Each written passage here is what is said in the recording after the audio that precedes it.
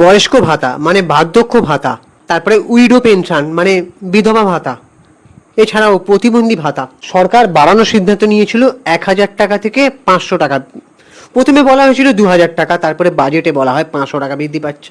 সেটা ঠিক আছে, কিন্তু টাকাটা এখনো পর্যন্ত ঢুকছে না কারোর অ্যাকাউন্টে, মানে উপভোক্তাদের, যে সকল বার্ধক্য মানে বৃদ্ধরা আছেন, বয়স্ক মানুষরা এবং প্রতিবন্ধীরা এবং বিধবা যারা, তারা বেশ চিন্তার মধ্যে পড়ে গেছেন। কারণ অনেকের বয়স্কদের মধ্যে যে ওষুধপত্র খরচাপাতি চলে, তারা হিমশিম খেয়ে যাচ্ছে। এবার সরকারি চাকরি তো সবার আর নেই, আর মোটা টাকা পেনশনও তাদের নেই। সো এইটার ওপর ভিত্তি করে অনেকের দিন চলে। তো এটা অনেকে পাচ্ছে না, মানে এখনো পায়নি অনেকেই।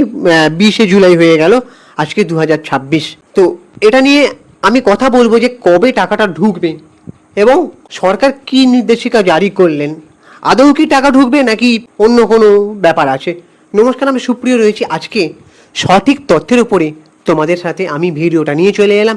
কোনো রকম ফেক বা শুধুমাত্র ভিউজ কামানোর জন্য ভিডিও বানাচ্ছি তা নয়, অনেকেই এটা করছে, কিন্তু আমি সঠিক তথ্য যতক্ষণ না পাই ততক্ষণ আমি ভিডিও বানাই না বস, ঠিক আছে। তোমরা অনেকেই জানো যে যারা অলরেডি বার্ধক্য ভাতা, প্রতিবন্ধী ভাতা এবং বিধবা ভাতা পাচ্ছ, তাদের একটা স্ট্যাটাস চেক করা যাচ্ছে সরকারি সাইটে। সেখানে কি ধরনের পেনশন ক্যাটাগরি সেটা সিলেক্ট করে তারপরে আধার নাম্বার অথবা মোবাইল নাম্বার অথবা বেনিফিশিয়ারি আইডি দিয়ে ক্যাপচা কোড দিয়ে সাবমিট করলে তোমরা দেখতে পাবে যে অ্যাপ্রুভ হয়েছে কিনা। অনেকের আবার টাকা পেত, মানে ভাতা পেত, তাদের আবার নাম ওঠেনি ওই পোর্টালে। জানি না আদৌ তারা টাকা পাবে কিনা। আর নতুন করে প্রতিবন্ধী ভাতা বা বয়স্ক ভাতা বা বিধবা ভাতা অ্যাপ্লাই করা যাচ্ছে না। এইটা আমি সরকারের কাছে রিকোয়েস্ট করি যে সরকার যেন খুব তাড়াতাড়ি এটার একটা অনলাইন পোর্টাল সিস্টেম চালু করেন, যাতে তারা এই সামাজিক পেনশন প্রকল্পের মাধ্যমে সরকারি সুবিধাটা পায়। যারা সত্যি যোগ্য, যাদের মানে সরকারি চাকরি ছিল খোদ গভর্নমেন্ট এবং মোটা টাকা এখনও মানে স্যালারির যে অর্ধেক পেনশনটা হয় সেটা পায়, তাদের কথা আমি বলছি না। যাদের দরকার, খুবই দরকার যাদের, তাদের কথা আমি বলছি। আর প্রতিবন্ধী ব্যক্তিরা অনেকেই চাকরি করে না, তাদের কিভাবে যে দিন কাটাতে হয় তারাই জানে, ঠিক আছে। তাদের জন্য নতুন করে অ্যাপ্লিকেশনের ব্যবস্থাটা সরকার করুক। এবার আমি আসবো যে সরকার এই যে মানে আগের মাসে মানে মে মাসে টাকাটা পায়নি, ঠিক আছে, এই যে বয়স্ক ভাতা, বার্ধক্য ভাতা, এগুলোর কথা বলছি। অন্নপূর্ণা যোজনা নিয়ে আমি পরে আসছি। তারপরে জুন মাসে শেষের দিকে টাকা ঢুকেছিল। এই জুলাই মাসে এখনো পর্যন্ত তারা টাকা পায়নি। এবারে যখন এই সাইটটাই বললাম স্ট্যাটাস দেখা যাচ্ছে অ্যাপ্রুভ, সেখানে পেমেন্ট বলে একটা ভিউ অপশান আছে, সেখানে গিয়ে অনেকেই দেখতে পাচ্ছে আন্ডার প্রসেস। তাহলে অনেকের ধারণা যে কাল পরশুর মধ্যে কি টাকা ঢুকবে, যখন আন্ডার প্রসেস। তো আমরা এটাই ভাবছিলাম যে আন্ডার প্রসেস মানে হয়তো মেবি টাকা ঢুকতে চলেছে কাল বা অথবা পরশুর মধ্যে বা 2-3 দিনের মধ্যে। কিন্তু এখানে আজকে দেখলাম সরকার একটা মানে শুভেন্দু অধিকারী মহাশয়, বর্তমান মুখ্যমন্ত্রী, তিনি একটা পোস্ট করেছেন। সেই পোস্টটা আমি পুরো শোনাই, তারপর আমি ধোঁয়াশাটা মানে কি আমাদের মধ্যে রহস্য আছে সেটা আমরা বুঝতে পারবো কিছুটা হলেও। আমরা মানে আমি পড়ে শোনাচ্ছি আগে। পশ্চিমবঙ্গের জনগণ মানে শুভেন্দু অধিকারী মহাশয় এই যে পোস্টটা করেছেন, এই যে দেখতে পাচ্ছ তোমরা, পশ্চিমবঙ্গের জনগণ যে আশা ভরসা, 1 ঘন্টা আগে পোস্ট করেছেন। পশ্চিমবঙ্গের জনগণ যে আশা ভরসা ও বিশ্বাস নিয়ে একটি রাষ্ট্রবাদী সরকার প্রতিষ্ঠা করেছেন, সেই প্রত্যাশা পূরণ করাই আমাদের সরকারের অঙ্গীকার। সেই লক্ষ্যেই আজ একটি গুরুত্বপূর্ণ সিদ্ধান্ত গ্রহণ করা হয়েছে। জাতীয় সামাজিক সহায়তা কর্মসূচি মানে NSAP এবং রাজ্য সরকারের সামাজিক কল্যাণ পেনশন প্রকল্পসমূহের আওতাভুক্ত উপভোক্তাদের মাসিক আর্থিক সহায়তা 1,000 টাকা থেকে বৃদ্ধি করে, মানে 1,000 টাকা থেকে বৃদ্ধি করে 1,500 টাকা করার নির্দেশ জারি করা হয়েছে।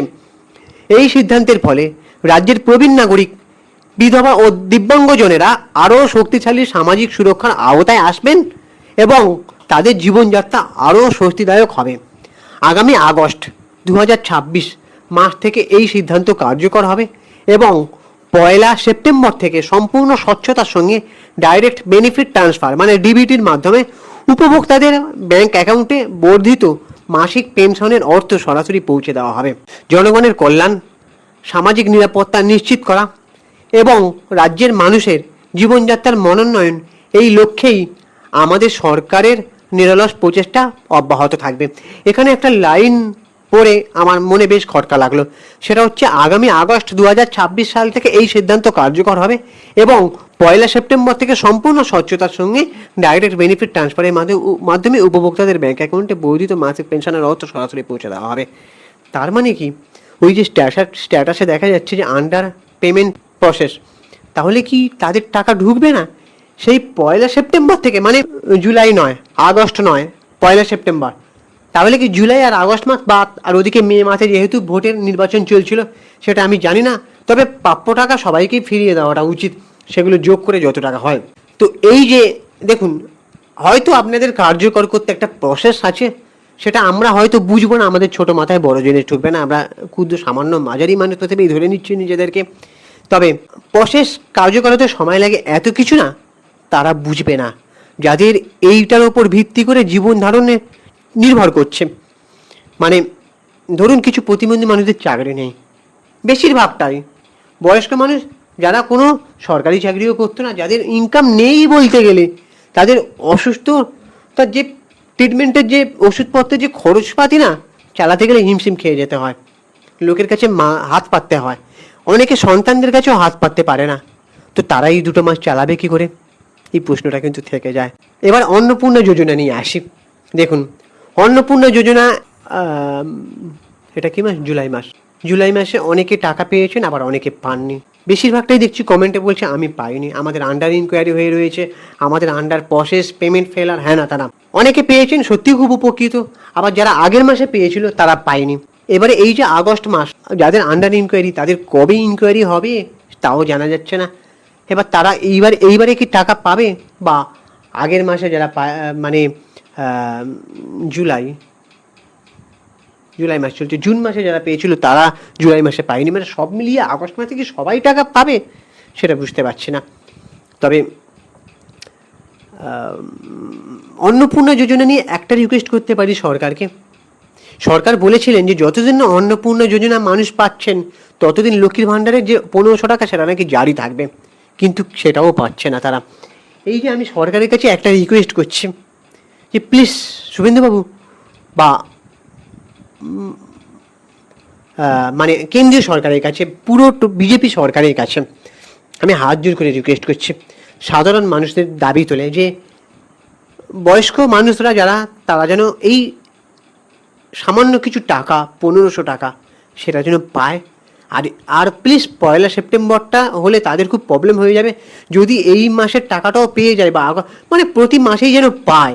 আমি মে মাসটা যদি না দিতে পারেন না দেবেন, কিন্তু আর প্লিজ এই অপেক্ষা বা কনফিউশনটা আর মানুষের মনে তৈরি না করাই ভালো। যদি হয় না, খুব উপকার হয়। ঠিক আছে, দেখো আমরা এত রাজনৈতিক ব্যাপারটা বুঝি না, আমরা আমাদের যদি সামান্য কিছু উপকার হয় না, আমরা সেটাকে কদর করতে জানি, সেটা কৃতিত্ব জানাতে পারি। মানে আজকের দুনিয়ায় যে চুরি দুর্নীতি হচ্ছে, কোটি কোটি লাখ লাখ টাকা, সেখানে যদি কেউ 1000 টাকা বা 1500 টাকা নিয়ে উপকৃত হয় না, সে সারা জীবন সেটা মনে রাখবে। আর অন্নপূর্ণা যোজনা নিয়ে আমি একটা কথা বলি, দেখুন 3000 টাকা দিতে যদি প্রবলেম হয়, 2000 টাকা করে দিন, আর যদি তাও না হয় 1500 টাকা যা ছিল সেটাই দিন, সবাই যেন পায়। মানে যারা যোগ্য, অবশ্য যোগ্য ঠিক বলতে কি বোঝাতে চাইছেন সেটা নিয়ে অনেক কনফিউশন রয়েছে মানুষের মনে।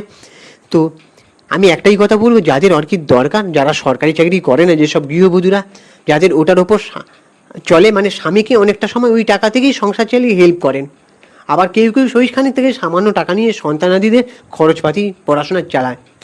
তো এটাই বলছি, 1500 টাকা করে, অন্তত 2000 টাকা কেন বললাম, দেখুন সরকার যখন চেঞ্জ হয়েছে, সেখানে সরকার যদি সুবিধা দিতে পারে তাহলে 500 টাকা নিশ্চয়ই বেশি চাইবো। আর যদি তাও না হয়, 1500 টাকা যেটা দিচ্ছিলেন সেটাই দিন, সেটাও পর্যন্ত বন্ধ। অন্নপূর্ণা যোজনার জন্য অপেক্ষা করতে করতে 1500 টাকাটাও তারা পাচ্ছে না। আমি আবারও সরকারের কাছে রিকোয়েস্ট করছি, প্লিজ কোনো মানুষকে, সাধারণ মানুষকে যাদের সত্যিই দরকার, বঞ্চিত করবেন না। প্রতিবন্ধী মানুষদের, তাদের চাকরি দরকার, তাদের বাড়িতে পরিবারে একটা করে অন্তত চাকরি দিন প্লিজ। আর বয়স্ক মানুষদের ভাতার টাকাটা ফিরিয়ে দিন, মানে যারা যোগ্য। আর নতুন করে অ্যাপ্লিকেশনের ব্যবস্থা করুন, এটুকুই চাইছে। আমাদের উন্নয়ন মডেল চাই। আমরা এত নেতাজি নিয়ে বিতর্ক, রাজনৈতিক বিতর্ক আমরা বুঝি না। প্লিজ, আমরা চাই রাজ্যের উন্নতি হোক, আমাদের দেশের উন্নতি হোক, ব্যাস এটাই বলার। তো জয় শ্রীরাম অ্যান্ড জয় হিন্দ, বন্দে মাতরম। ভালো থাকবেন সবাই, টাটা। ভিডিওটা লাইক করো, শেয়ার করো, আমাদের চ্যানেলটাকে সাবস্ক্রাইব করে দাও। আমি ইনস্টাগ্রামে রয়েছি সুপ্রিয় পৌশালী সিনেমিডিয়া, ওখানে গিয়ে ফলো করো, ভিডিওটা লাইক করো, শেয়ার করো। চলো টাটা।